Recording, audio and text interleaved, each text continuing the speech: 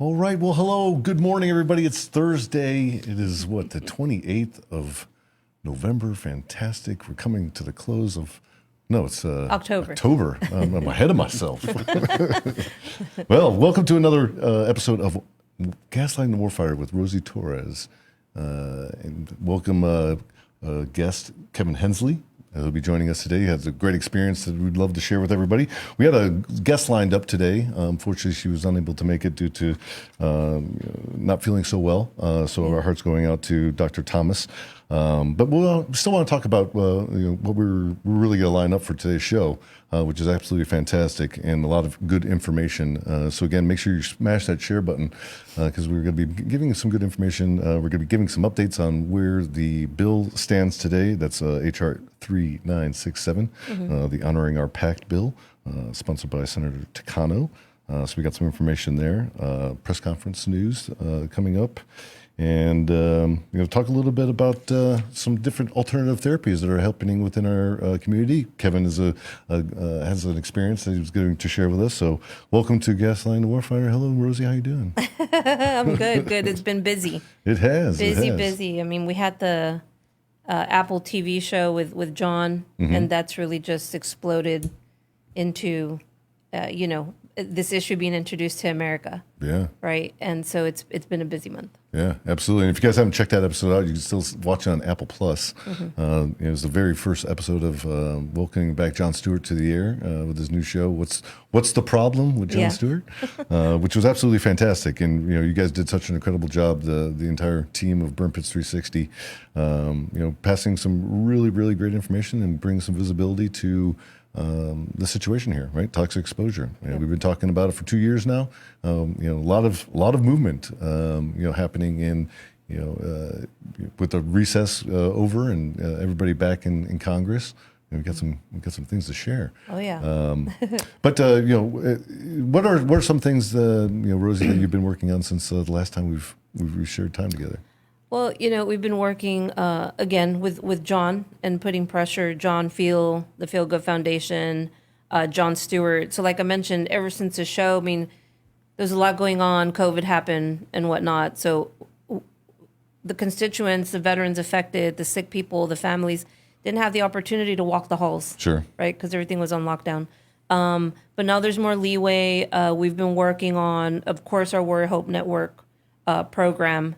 To get people treated, and then again, like strategizing as we get ready to go back to DC to put pressure on those members of Congress. So yeah, just a lot happening. Yeah, absolutely. And I understand that Jon Stewart and John Feel had a really good sit down with leaders of Congress, from Pelosi, Schumer, Bosman, a handful of bipartisan members of Congress. Right. Tell us a little bit about that conversation. Yeah, so they set up some meetings with members that have the power to make that happen with the stroke of a pen. So lots of influence there in Washington. So John have been working behind the scenes to not only lock in meetings with Congress but also with the White House, right? Because we know Biden's son died from what he believes is exposure to burn pits. So really putting pressure, because once the show came out, it's like so many people were awoken to the issue, and they're like, what can we do? How can we help? Yeah. And so those conversations went pretty well, so much so that they want to go back to Washington for a press conference before Veterans Day. Sure. Right. So, John, they're not playing games. Yeah. Right? I mean, I think with, having President Biden in office, there is some motivation and some real opportunity to get this bill passed, right, because of the death of his son.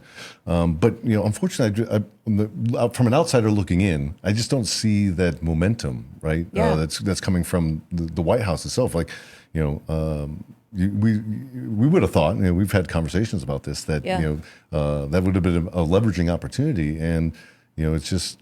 It's been silence. Silence. Yeah, and I mean, in the meetings that we've had, it's been like, where the hell's Biden? Yeah. You know what I mean? And I won't hesitate to say that we need to call him out. He needs to step up to the plate. Right. Period. Right. Absolutely. I mean, from a position of power, right? From experience, from losing a loved one, right? It's very close to home in that regards, Right. And he's a man of empathy. It's clear in the things that he talks about. So hopefully we can exert that pressure and really get him to step out and get in front of this and get something passed by Veterans Day. Right. And so as a result of the show, we've had some great people reach out, people from Hollywood. I mean, I think I mentioned to you that Jet Tilla, chef from the Food Network, has agreed to be an ambassador for us. Richard Chu, who's a TV actor and producer, he's also stepped up to want to be an ambassador. So slowly with the show, it's created, it's mobilized this movement of America coming forward and saying, what the hell is this? Yeah, right? And it's very unique, right? There's a lot of things happening in the background. We have the Netflix documentary that is still being produced, and a lot of these other things that are elevating the conversation, right? Yes. To the point now where there are advocates within Hollywood that are producing content and producing television shows like Grey's Anatomy. Where as I understand, they reached out to you on how to tell that story, and I saw a great post.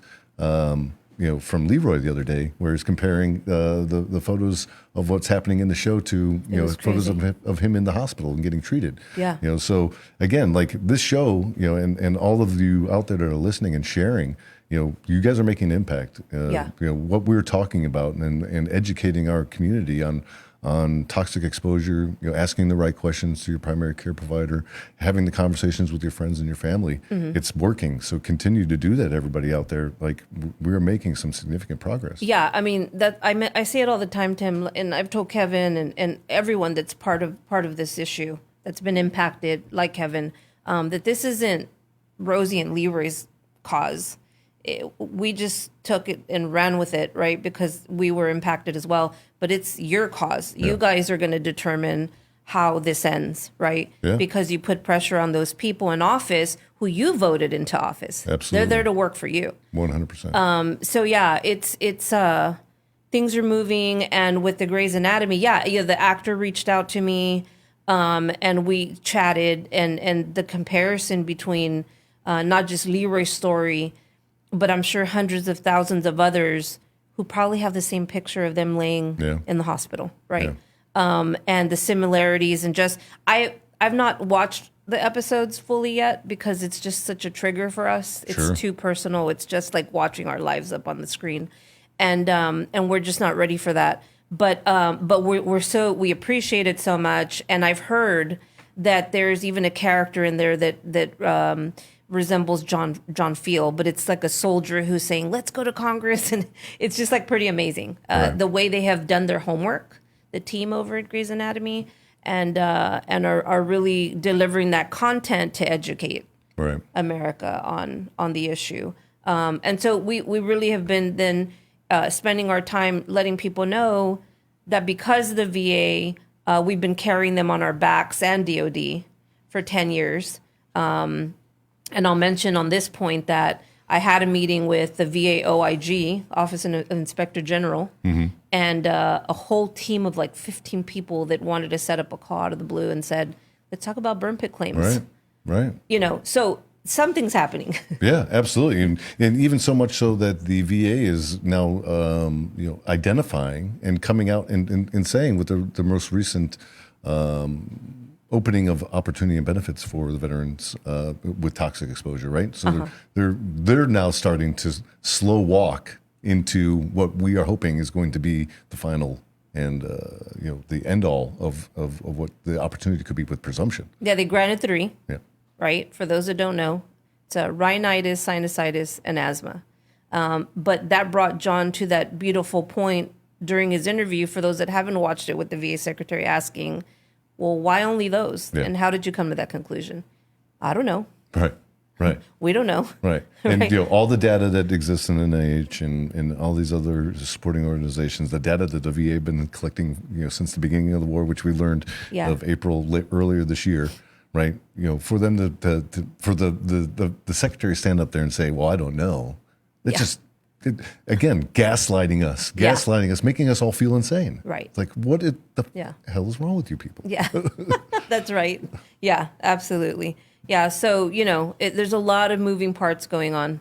Yeah. And so, our goal with this platform here with you guys is what we've been telling people in Hollywood is that we've partnered with veteran entrepreneurs like Grunt Style that are being that arm for us to say, well, let's get it done, and let's not wait on the VSOs to do something that they could have done a decade ago. Sure, absolutely. And just speaking of VSOs, the Vietnam Veterans of America, right? You want to talk about an organization that knows the fight. Oh yeah, right. They're living it. They've been living it for 60+ years. Hats off to those guys.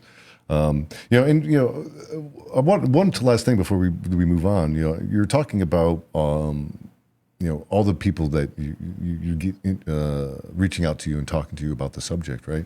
And I want to just share one experience that we were talking a little bit about before the show. Through just a mutual friend, right? Back in Chicago, I had a introduction to another veteran entrepreneur that had reached out to you many years ago, back when you first started Burn Pits 360, right. Jesse Marquez, and was diagnosed with cancer that was related to toxic exposure. Didn't know how to navigate the system. Reached out to you. You guys pointed him in the right direction. And it's kind of interesting in full circle. This gentleman had this conversation earlier this week, and hope to get him on the show. We kind of share his experiences because I'm not doing him justice, right? He's got an absolutely amazing story, and he's still in the fight, right? Yeah. Cancer is unfortunately back in his life. And this is something that we're all dealing with, right? Yeah. In the veteran community. So, it's rather interesting, to see again how much of an impact that Burn Pits 360 has had over the years, a decade plus, right. In the veteran community, is in regards to this specific subject. So, fantastic stuff. To keep moving on. Yeah. I mean, we're grateful for you guys, and this is something I told the VA, like Jesse, who reached out 10 years ago. We were probably working out of our home then, right, out of our kitchen. But when I talked to the VA, I said, we're carrying you guys on our backs. Like, this is the OIG in Washington having a conversation with us. I said, and we're having to rely on companies like Grunt Style, Budweiser up the street to print up all our shit. Sorry, but it's like, how is that happening in America where we're having to rely on these other people to launch a national outreach campaign that may save a life through preventative measure, healthcare information, through, right, like testing and all of these things that no one's aware of, right? Like Gina Cancellino. Yeah. She was there during the World Trade Center 9/11. She had all this mail about what could possibly be wrong with her. Her husband dies from exposure to burn pits due to cancer. She's like, we never got a letter. We never got anything, any information that could have allowed me to have taken him in and saved his life possibly. So, I mean, we go back that far to Jesse Marquez. Yeah, absolutely. And a lot of great work. Speaking of, somebody that's doing incredible work, she was scheduled to be on the show. Unfortunately, she's not feeling too well this morning. Dr. Kate Hendricks Thomas, former Marine veteran, fought in Fallujah.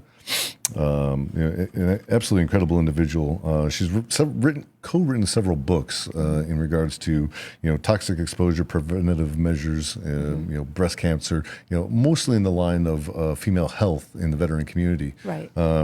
She herself is suffering from cancer stage 4. Right.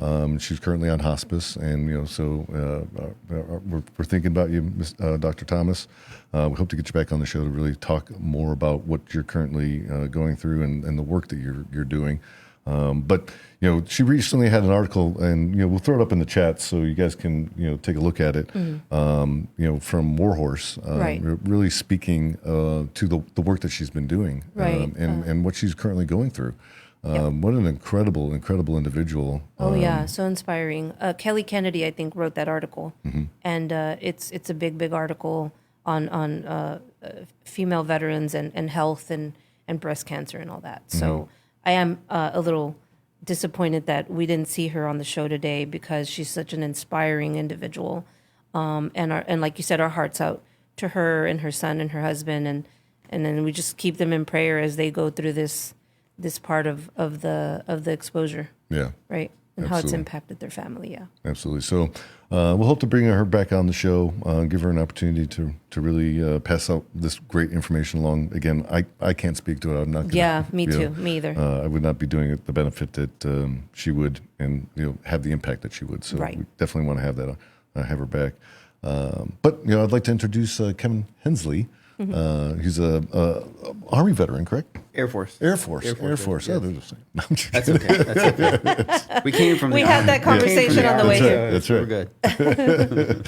Absolutely. So, Kevin, with your military experience, tell us a little bit about yourself, how you got connected with Burn Pit 360, and some of the work that you guys have been doing together. Okay. Well, I was in the Air Force for about 20 years. I was a security police. I went to Iraq, and I went to Kirkuk and Balad. I went to Afghanistan, and my last deployment was in 2013 when I went to Afghanistan to teach the Afghans how to secure their base, and we all know how that went. So basically, 4 of the 8 locations that I deployed to ran open air burn pits. I got with Burn Pit 360 and Rosie and Leroy probably about, 4 or 5 years ago now? Yeah. It's been about 4 or 5 years. We wanted to do something. We wanted to advocate. We wanted to spread the word. And we were given the opportunity to have a little chapter in Michigan that's gaining momentum right now. I think we have about 256 followers that we just started within the beginning of this year, or I think it was the beginning of this year. Yeah. And so we found a lot of similarities with Leroy. I have constrictive bronchiolitis. I went to SEER-Scan in Colorado back in 2018. I had a biopsy from Dr. Miller in Vanderbilt University in 2017 where they did a lung biopsy and saw the soot and the ash on the outside of my lungs. My small airways are burned. And they diagnosed me with CB, and so I figured if you inhaled it, you probably have it in your brain, and it sure turns out that it pretty much matches and almost mirrors what pretty much Leroy has as well. So we wanted to get involved in the fight, and we wanted to spread the word about toxic exposure and what it's doing to our servicemen and women, and so here we are. Yeah. So, I think one of the things that we talk about is the preventative questions, right? That conversation we should be all having with our primary care provider. Knowing that we've been exposed to some reasonable degree. What was the moment that you felt was you had to go and start having the conversation with a doctor? Like something was wrong. Like, could you walk us down that path? Sure. In 2006. I was in Kirkuk, Iraq, and I was starting to get sick. And the burn pit was adjacent to where the perimeter area of the base was. And they told me I had the Iraqi crud, again, similar to Leroy, exactly, from when he was on here like a couple weeks ago or something like that. They told me I had the Iraqi crud. They said, it's, when I got back from downrange, they told me that it's in my head, it's not what you think it is. It's asthma. It's, allergic rhinitis. It's basically the three breadcrumbs that we got from the presumption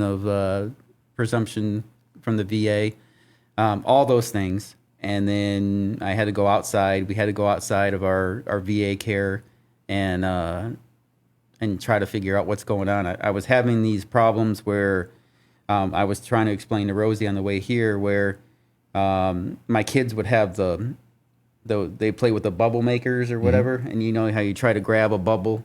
That was kind of like the fog that I had. I'm sorry, the fog that I had from not being able to get words out, not being able to have like regular thoughts, not being able to understand what was going on, and then when you combine this all with the answers that you're getting, even though they're answers, which is better than nothing, you're finding out that you're diagnosed with a terminal lung disease. You're finding out that you're having cognitive issues where you can't relate to your family members, and you're having struggles through that. So Then you find these outreach places like the Warrior Hope Network, where you find Dr. Hendricks and her staff at North Star Hyperbarics to come up with these answers. You find Dr. Miller in Nashville, Tennessee, or you find them and you get these answers to what's really going on with you, and then you find out, okay, now we have the answers. What are the solutions to those answers? What can we do to extend our life or our quality of life, especially when you have a terminal diagnosis as far as constrictive bronchiolitis or a cancer that might be at stage 4, like the doctor has. What can you do at that point to mitigate or extend your quality of life with your family? Yeah. So that's what we were trying to really, my wife and I were trying to really get to the bottom of that. And with Dr. Hendricks and the North Star Hyperbarics, we found out a lot more answers. Tell us a little bit about the hyperbaric treatment that you went through. I mean, sure. I saw a little bit of, and I've spoken at great length with Will Wisner, who was in the program, and seeing the results from him is like night and day. Well, it was I lost 23 pounds in about a month and a half, I think it was. I completed 80 dives. 40 is the first. The 40 dives is the first telltale sign of what's really going on with you, if you're improving or not. And then you get your you get your MRI DTI back. By that time, you get your cognitive function testing, you get your right IQ testing, which is kind of like your eyes are telling your brain what they see, and your brain is trying to relate to your eyes and trying to understand what you see. A lot of veterans are scoring in the low. I've seen a veteran score about a 19 to anywhere between a 19 to a 40. The optimal goal is to get about an 89. I scored a 30 on my first one. And then I scored a 41 on the second one before I left, which is improvement, but not where I wanted it to be at that point. But and these are all cognitive tests that you're yes. You're Well, taking. the cognitive test that they had, they gave you like a bunch of things to remember, words to remember, colors and shapes, and I didn't do very well at that because they all kind of seemed to blended in towards the end. But the right IQ test is basically you're looking at a computer screen and you're following dots or you're following shapes.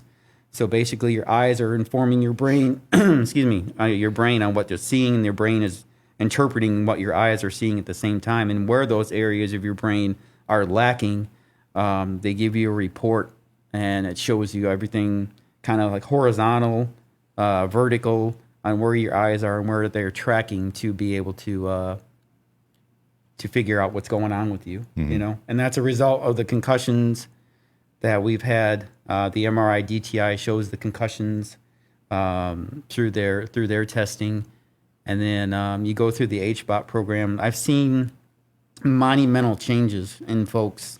I've seen people in wheelchairs that are walking, like Will Wisner was he was on a cane, and now he's walking without a cane and he's hiking.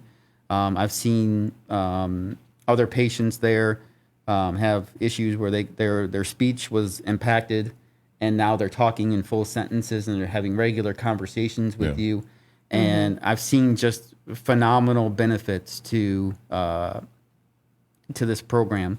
For myself, after the third dive, I was able to take a deep breath for the first time in 12 years. Wow. I know that doesn't sound like a lot to a lot of people, but when you have a terminal lung disease, being able to breathe is a huge benefit. So just the overall, the supplements that we get there, the time change of 3 hours coming from Midwest, 112 degree temperature versus 80 at best in Michigan. And, going through the hyperbarics, I lost 23 pounds. I feel like a brand new person. And that's attributed to Dr. Hendricks and the staff at North Star Hyperbarics and North Star Neurology. That's fantastic. Yeah, 100%. Healing Arizona Vets. Yeah, Healing Arizona Vets. Yeah. Yeah, exactly. And that's the thing for us, Tim, that, for our organization is, of course, preventative health and solutions, right? Like we could talk all day about what the issue is, but what's the solution? Right. That's it, Yeah. right? Yeah, and there's something there that you said that I wanted to kind of come back to really quickly is, for a lot of the veterans that have been in Iraq, Afghanistan, and many other places, and seen up front the the horrors of war, IEDs, things of that nature, and the toxic exposure to the burn pits, right? I think of myself where I was at Yusufia with many Marines, and our burn pit was literally I could throw out the window and hit that burn pit, and with my wag bag that we're all fondly remembering. But so the question that I've had as I've become more educated along this process is, to your point, is it the chemicals that are the residual effects of the chemicals in our brain from the toxic exposure and all the inhalants that we are consuming, or is it the impacts of IEDs and the concussions, and the medical issues that come from that, or is it a combination of both that veterans are struggling with? Because even myself, I found my cognitive capabilities have declined a lot. My speech pattern is a way different than what it was 10 years ago. Oh, yeah. But I think about, am I just getting old, or am I associating that with some of the other medical problems that are just now starting to come up, and I'm now into that latency period, right? I've got a couple things on my body that the doctor's like, well, it's just ringworm. I'm like, well, this has been around for a while, guy, and the medicine's not making it go away. I don't think it's ringworm, right? Right. But again, it's asking the right questions to your primary care provider, giving them the right context of what it is that you've experienced going into it. But I divert there. But going back to the question of the cognitive, do you agree it's a combination of all of that, or again, like I have not seen a lot of studies on it in terms of what they're looking at from the cognitive side of the inhalant exposures and the residuals in the brain to the impacts of IEDs. And we had that conversation on the way here, right? We did. Right. We did.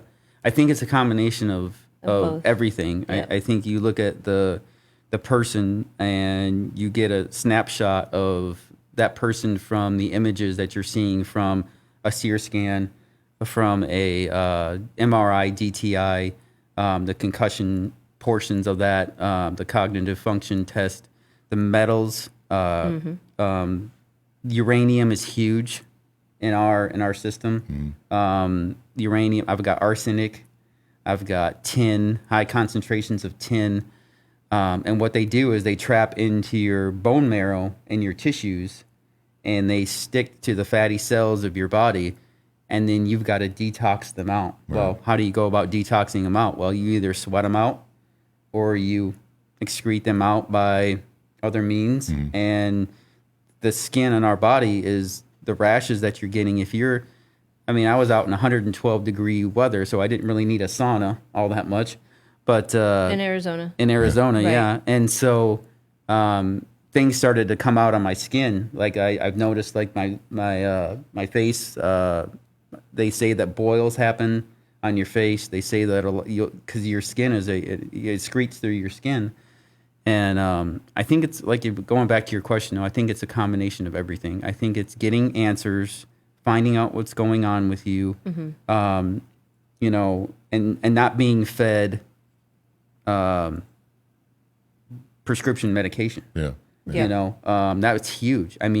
I showed a picture of a third of the medications that I'm on, and it looked like I was just my own little pharmacy. Right. And of course, all of our veterans are in the same situation. I could probably name 3 of them that you're on because it's probably the same cocktail right. I got. Right. And so, and I think to Kevin's point, and sorry, Kevin, I didn't mean to interrupt you, but that's really what we've done, right, through the organization and veterans' own experiences, is bringing together those experts, right, like having to go to Colorado to go to SEER scan, so then we can pass that information off to the other vets, right, and share that network and build the network of Zema and Miller and the doctors over at SEER scan, and then the team over at in Arizona, and then just build. Dr. Beckman over at treatnow.org, he's got a database of like tons and tons of hyperbaric chambers and doctors that facilitate that, and that's a solution, right? That is what we're focused on. Accessible. Yeah, right. That's the key. Is it acceptable? accessible. Yeah. Accessible. There you go. A tongue twister there. And low cost, right? I mean, Right. You're not talking, major investments here, of tens of thousands of dollars for treatment. Right. Right. If you're getting in with the right programs and the people that have experience. Right. So, fantastic modality. Clearly has impacts. You're the second individual that has spoken that I know in my personal orbit that has spoken highly of it and have walked away with a positive experience. So Yeah. Well, Tim, it's getting answers, and then working through your support system that you have with your family to accept those answers. There was a time where I was in a deep depression when I found out that, I have a toxic brain injury and I have constrictor bronchiolitis. It kind of happened within 1 year of each other. Finding out the results of the lung biopsy and then finding out the toxicity and what my brain is reporting. Try to handle that and try to grasp all of that at one time. Without my support system of my wife and my family, I don't honestly know where I'd be today. Yeah. So. Yeah, and that's the story, right? Across our community, right? Mm-hmm. We talk a lot within our community about veteran suicide. Yeah. But the suicide is a byproduct of the deeper problem, right? Yeah. And what that problem is it right now it's a lot of things: depression,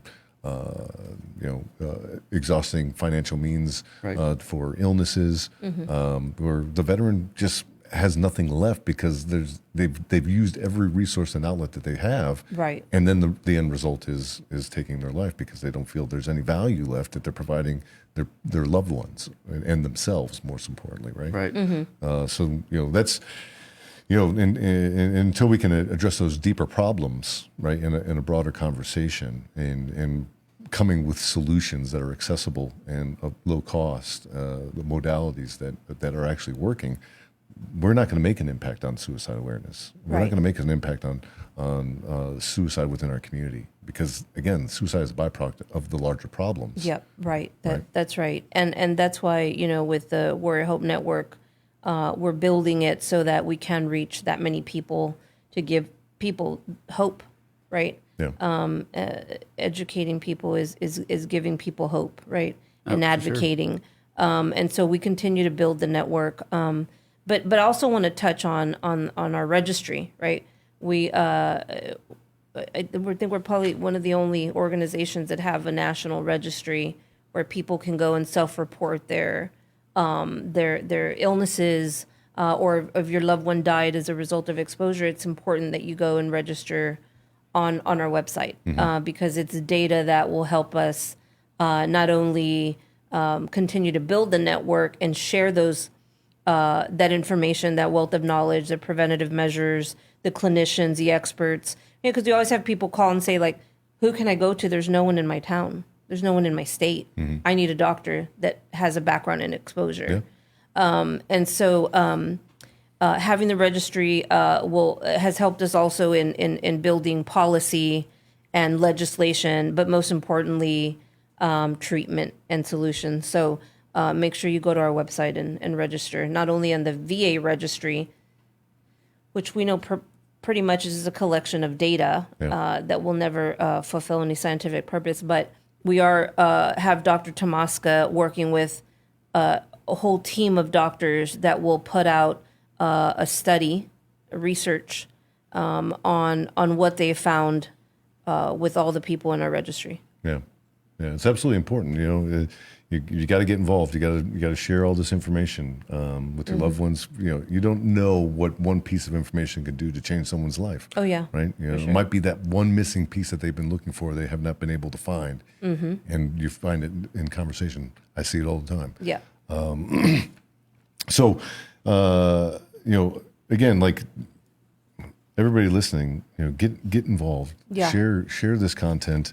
Reach out to your Congress people in your districts, in your hometowns, in your state. Right. Talk to them about HR 3967.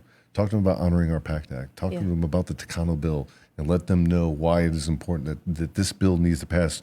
Because, ladies and gentlemen, we're on the precipice and on the verge of doing something that has not been done in many, many years, of a reformation within the VA, by providing this opportunity of presumption to over 3.5 million veterans of the global war on terrorism and other conflicts during this time period. Right. So it is absolutely important. This bill identifies several cancers that, through data and research and science, leads back to the veteran and the exposure to a lot of these chemicals, inhalants, and things that we were all exposed to while being in forward operating areas. So right. It's absolutely important. HR 3967. Take a look at it. You can find it at Congress.gov. Look it up. You can see all the people endorsing it. And then you can start making your target list. They go to warfighter2021.com. Yep, and that's a private website that Rosie and team manages, and it provides a lot of information on the Warfighter bill, which actually started this conversation right. Within the halls of Congress. So, yep. You are a trendsetter, Rosie, and you're leading the fight. Yep, we're doing our best. And we have a lot of work to do, and it's going to take the entire community to lift this up. So, for sure. It is important to really reach out to your representatives, and again, look at the people that are on that list. If as co-sponsors, if your representative is not on that list, call them, ask them why.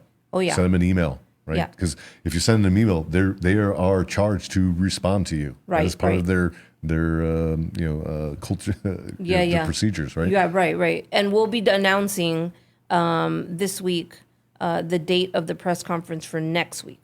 And we will be bringing a few veterans with us that have been affected to meet with that list of legislators that John and John have locked in. Yep. So as soon as we have the information, we'll put it out, and people can either join us out there at the press conference or walk the halls with us. Yeah, absolutely. And I would be remiss to say that we're here championing the Honoring Our Pact bill. Right? Why? Because we believe that's the one that has all the right answers. But at the same time, there is an incredible amount of work that's happening out there right now. There is other bills on the floor that are addressing this. We have a point of view that this bill carries the weight that we think is important, but it does not remove the fact that there are so many people out there that are trying to get this accomplished. So get involved. It is important. It is it is the thing that is in my opinion, right? Let me just back that up. In my opinion, this is the biggest problem within the veteran community right now, from a health position, right? It is killing tens of thousands of veterans. It already has over the last 20 years. Oh, yeah. And there's it's not going to end. No. Right? And we have a lot of work to do to take care of our community. Yep, absolutely. So, thank you, Tim. With that, Kevin, I want to say thank you for joining us today and sharing your story and some of your experiences. I appreciate you guys, and I appreciate the opportunity to. I know you supported the Hope House, and I can't tell you how much I appreciated the opportunity to be there. Yeah, and, Grunt Style, yeah. And then Rosia, I can't thank you enough for all of your efforts with Burn Pit 360 and helping everybody and helping vets that desperately need to get answers. And I think once the veterans get answers to what's going on with them, the possibility for solutions and extending their quality of life or their life will be immeasurable, 100%. So thank you guys for Grunt Style and again, Rosie. Yeah, we're grateful for you guys that you guys supporting financially that effort. Here's the result. Yeah, absolutely. I'm humbled to be a part of in the company of such great people that are doing incredible things, and you guys deserve all the credit. I'm just here to be a part of the ride. Yeah. So we're gonna close it out. Again, share this. Make sure you get this information out on your social medias, and we'll see you again on Gaslighting the Warfighter, the last Thursday of every month. And again, thank you, Rosie. Thank you, Leroy, out there. I hope you're listening. And the Moringa has been working extraordinarily well. Thank you very much. Again, thank you very much, Kevin. And I look forward to seeing all of you again very soon on the next episode of Gaslighting the Warfighter. Until then, take care, be kind to one another, and we'll see you soon.